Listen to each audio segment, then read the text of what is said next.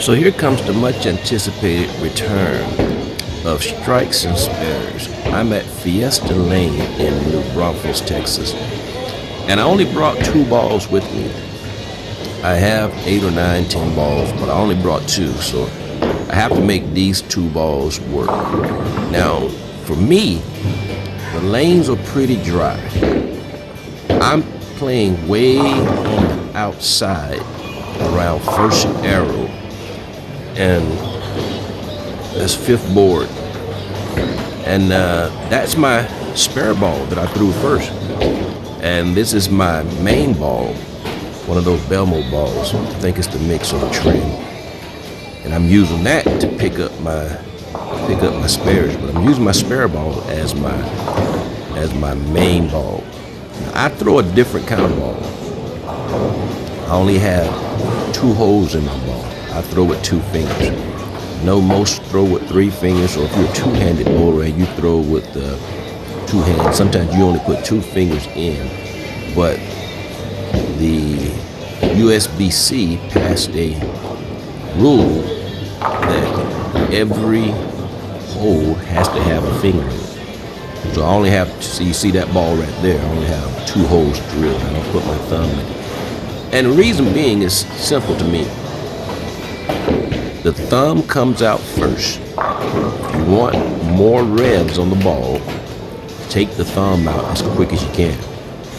Well, how much quicker can it be when I don't put the thumb in at all? And so I throw a high rev ball. That's why I can throw my plastic ball like right there, and it does a good amount of cooking. And so I'm doing pretty good. I'm doing pretty good. Just getting used to the lane. To my right over there, they're having lead bowling, and I'm on lane number 12. And I don't like the even number lanes personally, because I like standing as far over to the left as possible, and sometimes the ball return gets in my way when I'm on the even number lanes, especially when I try to go and get the 10 pin. On the odd lane, I actually stand right where the ball return is, that far over to the left, but it's not in my way because it's on the other side. And as I begin to try to pick up this 10 pin, just as I'm releasing, they make an announcement, somebody's food is ready. It kind of distracts me, it causes me to pull it a little bit.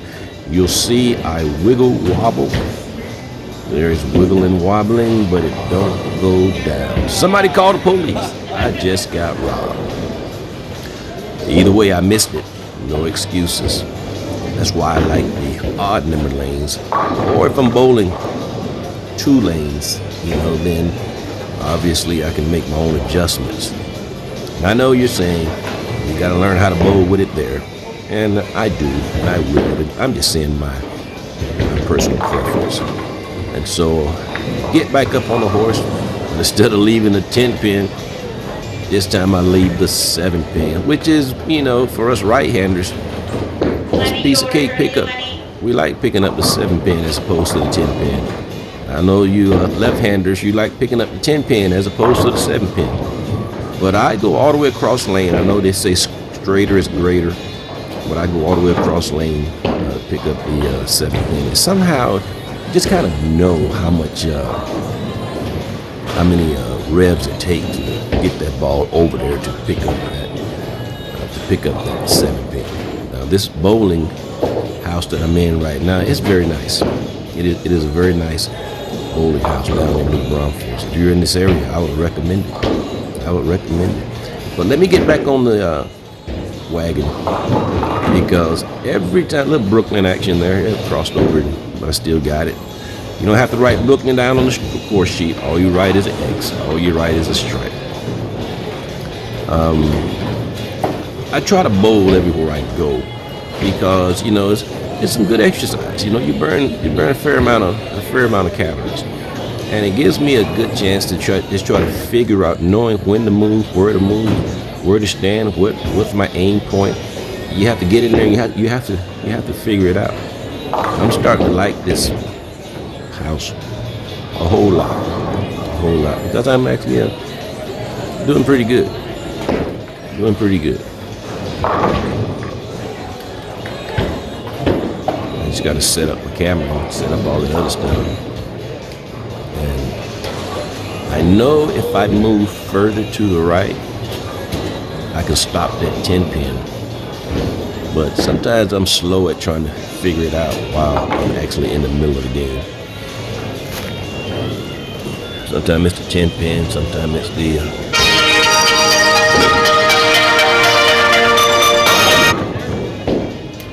call it there. Spam Ricks likes to try to call me, but let me get back to the bowling.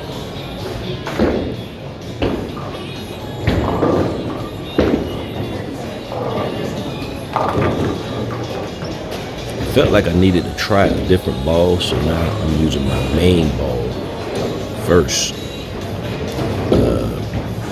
Trying to get a strike.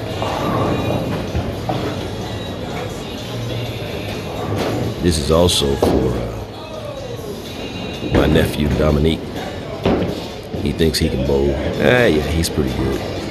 He's pretty good, but he never beat me. And I ain't never beat him, but there's gonna come a match one day. And talk is cheap. Talk is cheap on that day, right, nephew? Right. So let me get back to this game. In my opinion, if I don't bowl 200, I did not do good. I don't care if it's 175, 185, 195. My goal is to try to bowl 200 every time. There's a little mixer right there. I almost fell over like dominoes. And so I'm not a 200 average. I'm actually a 170 average. 170 average means you're probably going to shoot a game below your average. You're probably going to shoot right at your average. And you're probably going to shoot a game somewhere around the 200s. That's normally where I do.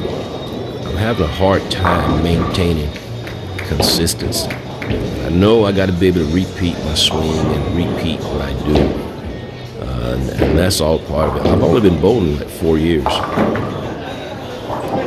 And I'm leaving a good mix of spares. And you know the secret to bowling is spares, spares, spares. You got to pick up those spares.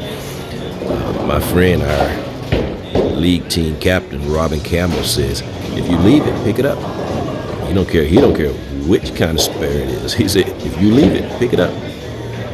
He's one of those 220 average bowlers, Hall of Famer, and all this, that, and the other. But he's very good. Bam, that was pretty good, Marv. Hey, thanks, guys. So this one's wrapping up, and I finished this game. What was my score? I finished this game at 193. I didn't get 200, and I normally stay until I get 200, but other teams started coming, other people started coming, and they started crowding to the left and to the right, and I could see them start to come. So I said, okay, I'll just do a couple more practice shots, and I'll be happy with the 193. And this actually was a good game, a good day, and I look forward to going back.